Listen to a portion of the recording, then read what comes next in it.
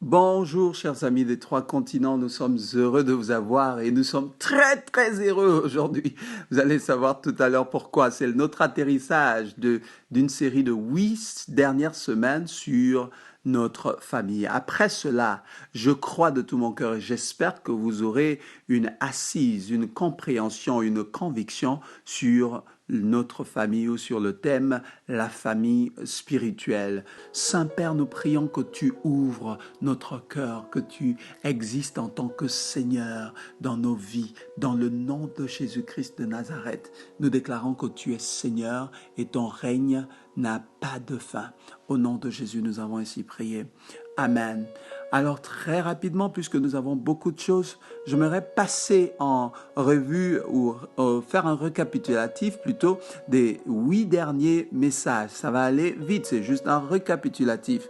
Alors le 13 septembre, nous avons parlé en introduction de notre famille, la série. Nous avons défini la famille naturelle, la famille spirituelle, révisité les messages si vous voulez en savoir plus. Le 20 septembre, nous avons parlé de notre but en tant que famille, donc pourquoi nous existions, et nous avons mentionné notre vision, notre mission, et nous avons dit clairement que si nous arrêtions de faire notre œuvre, c'est-à-dire faire des disciples, l'Église n'aurait pas lieu d'être simplement. La semaine qui a suivi, en septembre le 27, nous avons parlé des priorités. Nous avons parlé là de Matthieu 6, 33, notre priorité étant de faire des disciples. Nous avons montré exactement ce que nous faisons en tant que famille spirituelle. La semaine qui a suivi, nous avons parlé des piliers, c'est-à-dire nos valeurs. Nous avons parlé de la seigneurie, l'évangélisation, la formation de disciples, le leadership, la famille. C'était le 4 octobre. Ensuite, la semaine qui a suivi, nous avons parlé des modèles. Qu'est-ce que l'Église? Nous avons parlé du peuple et non du bâtiment. Nous avons dit que l'Église ne pouvait pas être fermée. Nous avons dit que l'Église est une famille et non une organisation religieuse comme on l'entend vulgairement. Et donc elle peut être fermée. La suite, c'était que la semaine qui a suivi, nous avons parlé du leadership. C'est-à-dire montrer qui est le chef de notre famille spirituelle. Et aucun homme sur la terre ne peut se réclamer ce titre si ce n'est le Christ qui a, par sa vie, par son sang, racheté l'Église. Ensuite, nous avons parlé de quelques mesures qui ne nous plaisaient pas en tant qu'enfants de Dieu vivant au Gabon. Et par la grâce de Dieu, après cette prêche du 10e mois, le gouvernement a fait un revirement sur certaines mesures et nous honorons Dieu pour cela. Et la semaine qui a suivi, le 25, 10e mois, nous avons dit, cela fait 8 mois. Ceci ne faisait pas partie de toute la série Notre Famille, mais on a voulu faire une petite pause pour montrer que ça faisait 8 mois. 8 mois et on a parlé du chiffre 8 et on a parlé du chiffre 8 comme étant le recommencement. On a parlé en tant qu'enfant de Dieu d'avoir l'intelligence des temps comme les fils d'Issachar pour savoir dans quelle période on est, quelles sont les attaques de l'ennemi dans cette période, quels sont aussi les plans du Seigneur dans cette période. C'était le 25, 10e mois. Le premier, c'est-à-dire la semaine passée, le 1er novembre, nous avons parlé des provisions, c'est-à-dire l'argent. On a dit que les provisions, c'était ce qui était utile simplement pour vivre. Mais là, on a parlé plus des finances. On a parlé des dîmes, des offrandes, des sacrifices. On a parlé de la bonne attitude, ce qui était important plus que le don. Et on a parlé des mauvaises attitudes. Et on a parlé aussi de ce qu'on appelait le ngangaïsme, c'est-à-dire le fait de donner quelque chose et se dire « Dieu doit maintenant me donner parce que j'ai donné et j'attends ». On a dit qu'on avait une alliance avec Dieu et pas un contrat. Voilà un peu en résumé ce dont on a parlé durant les 8 dernières semaines. Et aujourd'hui, par la grâce de Dieu, nous allons atterrir avec la participation. Nous parlons toujours de notre famille. C'est le dernier terme, mais nous parlons de la participation, c'est-à-dire comment être impliqué ou comment t'impliquer. Je vais lire rapidement dans Actes chapitre 2, verset 41. La Bible déclare: « Ceux qui acceptèrent sa parole furent baptisés, et en ce jour-là, le nombre des disciples s'augmenta d'environ 3000 âmes. » Dans d'autres versions, on dit le Seigneur ajouta 3000 âmes aux enfants de Dieu.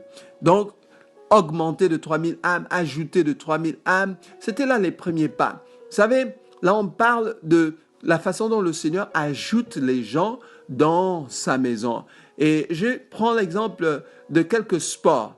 Personnellement, j'aime le foot, le tennis, le basket et d'autres sports. Mais en priorité, c'est trois.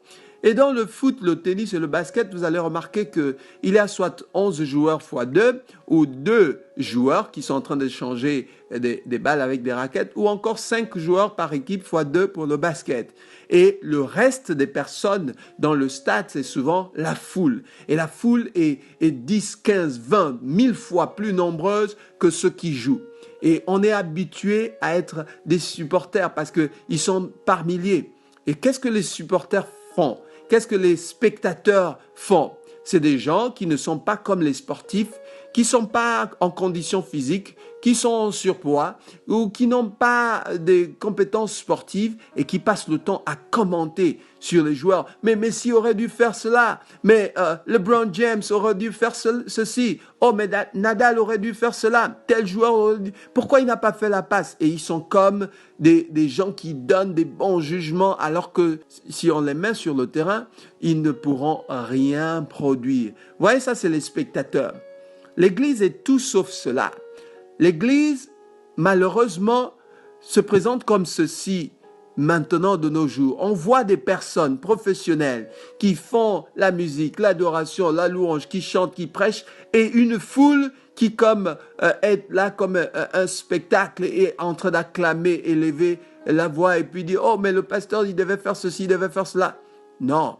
On a vu par définition cette fois-ci que la famille spirituelle n'est pas seulement ça, c'est pas un spectacle, c'est pas une cérémonie morte, statique où il y a la foule. Non, c'est une participation joyeuse, c'est une dynamique où chaque membre de la famille joue un rôle. On n'a pas de spectateurs dans notre ministère. Nous croyons fermement qu'il n'y a pas de spectateurs dans notre ministère. Il n'y a que des participants. Vous allez voir tout à l'heure que dans la Bible, dans le verset que nous avons lu, le Seigneur lui-même a ajouté 3000 âmes. Et vous savez qui les dirigeait? Les apôtres à l'époque. Et ces apôtres-là avaient la ferme croyance que chaque individu, que le concept d'abord de spectateur n'existe pas, mais que chaque individu était pétri d'un don surnaturel venant du Seigneur, avait un appel divin, avait une fonction spéciale. Et c'est ce que je crois en tant que leader d'église. Je crois que chacun des membres dans la communauté des disciples en mission ou ceux qui m'écoutent en ce moment a reçu un don surnaturel du Seigneur, un appel divin et une fonction spéciale. Et c'est seul dans la participation que tu peux, toi qui m'écoutes, découvrir quels sont ces dons-là. C'est dans la participation que tu es actif en train de voir ce que le Seigneur a déposé en toi. Certaines personnes ne verront jamais certaines choses parce qu'elles ne veulent pas servir le Seigneur, elles ne veulent pas participer. Et vous allez découvrir que c'est dans la participation qu'on apprend par exemple à aimer. Tu parles d'amour, on parle d'amour, aimer son prochain si tu ne participes pas. Quel prochain tu auras pour aimer? On parle de communion fraternelle. Quelle fraternité aura lieu si tu ne participes pas? Dans la participation, on apprend à aimer, on apprend à pardonner, parce que les gens n'ont pas certainement le comportement que tu veux. On apprend aussi à demander pardon, parce que tu n'as pas certainement le comportement que les gens veulent. Vous voyez, c'est dans cette dynamique-là que le Christ s'exprime. C'est ce que le monde n'a pas. Et c'est ce que le monde recherche.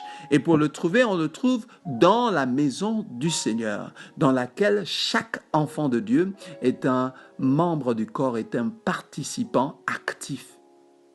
Souvent, les gens aiment dire, oui, moi j'ai mon église, c'est mon église là-bas, on prêche bien, le pasteur est bon, les chantres, tu vois celle qui a sorti l'album là, c'est une de nos chantres, c'est notre église, notre pasteur il est fort, hein, il passe même sur Facebook et tout ça. Ça c'est ce que j'ai appelé la réputation par association. On aime s'associer à ce qui est grand.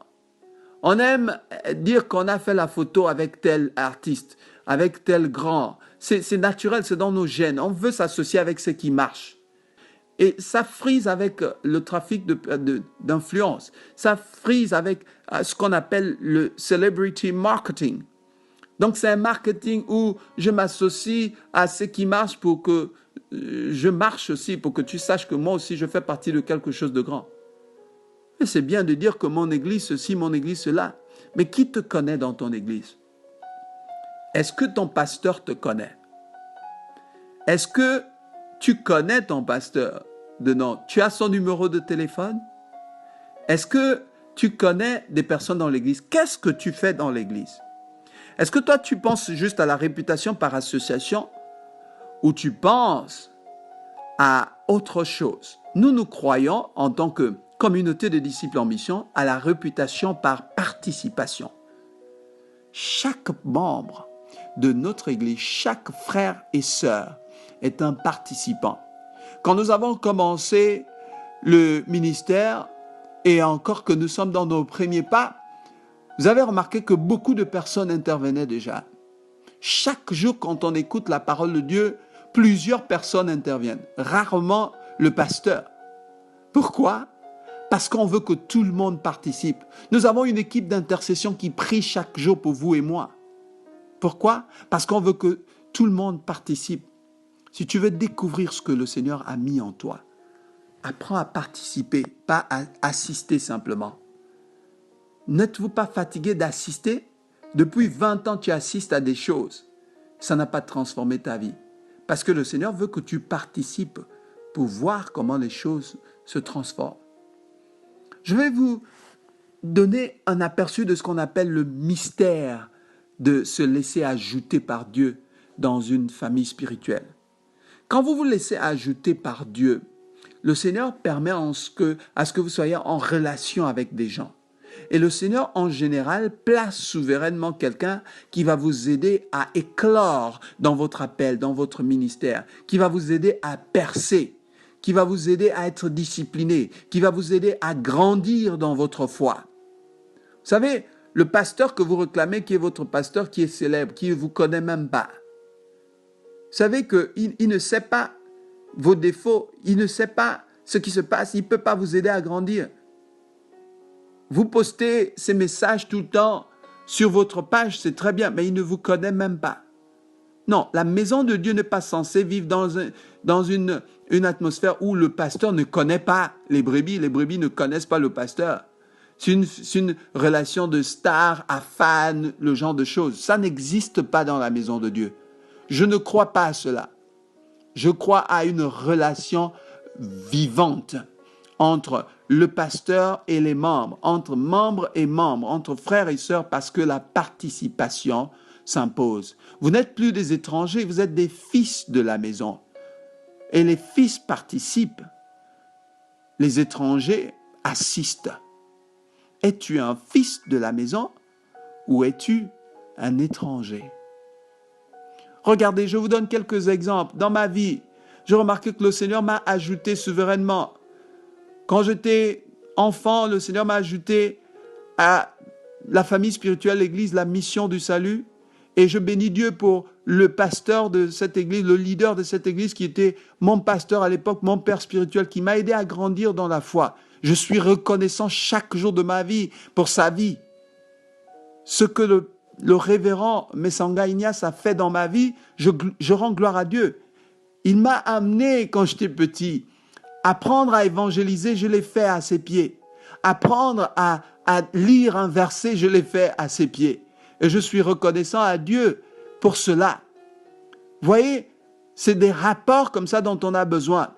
Et vous savez, quand le Seigneur, je venais d'arriver à Pretoria, quand le Seigneur m'a ajouté à la famille spirituelle de Christ Kingdom Ambassadors, et quand j'ai été ajouté, je ne savais pas organiser ou diriger les choses. Je ne savais pas me tenir devant plusieurs nationalités à la fois. Mais le Seigneur m'a aidé par mon leader à l'époque.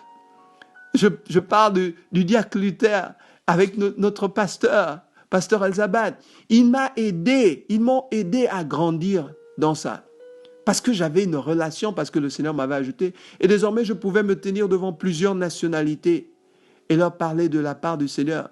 Je bénis le Seigneur parce que plus tard, le Seigneur m'a ajouté à partir du 4 janvier 2015 à la famille Every Nation, qui a aussi joué son rôle. Vous savez, le Seigneur, il fait ce qu'il fait Et chaque personne, quand vous décidez d'accepter d'être ajouté, joue un rôle dans vos vies. Et désormais, j'ai appris à planifier les choses, à être discipliné, à être plus tranchant dans l'évangélisation. Parce que c'est là que j'ai appris ça. J'avais des réunions de croissance tous les mercredis à 6 heures du matin et je vivais à environ à 25 kilomètres. Et donc, je devais conduire très tôt, me lever très tôt, 5 heures et quelques déjà pour aller. Quand je venais en retard, le pasteur Mike m'appelait et puis me disait « Non, Stéphie, c'est pas normal, tu ne peux pas venir en retard. » Et j'ai appris à venir à l'heure. Ça m'a aidé dans la discipline. Vous voyez, quand vous n'êtes pas en relation, vous ne pouvez pas grandir, vous ne pouvez pas savoir vos défauts. Ta vie chrétienne ne peut jamais être transformée si tu ne t'impliques pas à servir le Seigneur, si tu n'apprends pas à servir le Seigneur, à te soumettre, à grandir dans tes responsabilités. C'est là que tu vois la main de Dieu. Vous savez, j'ai encore beaucoup de choses à dire. C'est un message très important de participer, d'apprendre à participer pour l'œuvre de Dieu. Vous devez comprendre que pour chaque membre de notre famille, on attend quelque chose de lui. Le Seigneur attend quelque chose de toi, mon frère. Le Seigneur attend quelque chose. Le mystère de la rencontre va se passer. Le Seigneur va te mettre dans un groupe spirituel ou qu'on appelle dans notre église réunion de croissance, dans un groupe de croissance où tu vas grandir, où on va te dire, ma sœur, ça c'est pas bon, on ne fait pas ça. Mon frère, ça c'est pas bon. Tu vas être un peu en colère, mais tu devrais te soumettre. C'est là que tu vas grandir. C'est la seule voie pour grandir. On ne grandit pas sans participation, impossible. Et on attend de toi, le Seigneur attend de toi. En tant que leader, j'attends aussi de toi que tu grandisses de façon consistante dans ta relation avec Dieu, dans les prières journalières, dans l'étude journalière de la parole de Dieu, dans des ingrédients essentiels pour ta croissance spirituelle. C'est pourquoi chaque jour on écoute la parole de Dieu. C'est pourquoi chaque jour des gens sont impliqués. Si tu ne participes pas encore, fais signe à tes leaders. Dis-leur, je veux participer dans la maison de Dieu. Qu'est-ce que je peux faire? Est-ce que je peux balayer? Est-ce que je peux relayer les messages? Est-ce que je peux me charger de la communication? Est-ce que je peux m'entraîner à faire ceci? Qu'est-ce que je peux faire? Voici ce que je sais faire. Aidez-moi. Et on va te dire. La Bible dit dans Actes 2, 42, que chaque jour, je lis la parole de Dieu, il persévérait dans l'enseignement des apôtres, dans la communion fraternelle, le mot y est, communion fraternelle, et dans la fraction du pain, ça c'est le social, le partage, ça existe aussi, et dans les prières. Vous voyez, chaque jour c'est ce qui se passait. Et c'est ce qui se passe dans notre communauté. Et c'est ce qui se passe dans notre église. C'est ce qui doit se passer dans ta vie. Tu ne peux pas rater un jour de réunion de participation parce qu'il en va de ta bénédiction et de la gloire de Dieu pour faire avancer le royaume des cieux. Donc, 1, nous attendons de toi la croissance spirituelle. 2, nous attendons de toi que tu grandisses dans la formation de disciples. Nous attendons de toi que tu suives le Seigneur Jésus, que tu apprennes à pécher les hommes et les femmes autour de toi, que tu apprennes à être un disciple, à être discipliné, à être quelqu'un qui fait des disciples à travers nos réunions de croissance. Matthieu 4, 19 déclare « Venez et suivez-moi », le Seigneur le déclare, « et je vous ferai pécheurs d'hommes ». C'est la mission du Seigneur pour toi. Il attend ça de toi. Comment ça peut être possible si tu ne participes à rien? Tu ne pries pas, tu n'as jamais le temps de prier avec tes frères, tu n'as jamais le temps d'assister à une réunion, tu es tout le temps en retard. Comment ça peut être possible, dis-moi? C'est une illusion, ça ne va jamais être possible. Je t'incite et je prie pour toi que tu comprennes que tu dois te soumettre et grandir dans ta foi au nom de Jésus. Le Seigneur attend de toi dans ta famille spirituelle que tu sois généreux, que tu exerces la générosité, un mode de vie de générosité en étant quelqu'un qui donne avec joie. Tes dîmes, tes offrandes, tes sacrifices. Et on a parlé dans le message passé, vous pouvez aller le retrouver. On a même lu dans 2 Corinthiens 8, 7.